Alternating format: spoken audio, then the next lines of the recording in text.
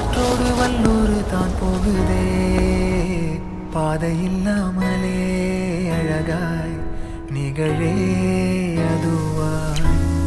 நீரின் ஆழத்தில் போகின்ற கல் போலவே ஓசையெல்லாம் துறந்தே காண்கின்ற காட்சிக்குள் நான் மூழ்கினேன் திமிலேறி காலை மேல் தூங்கும் காகமாய் பூமி மீது இருப்பேன் புகி போகும் போக்கில் கை கோர்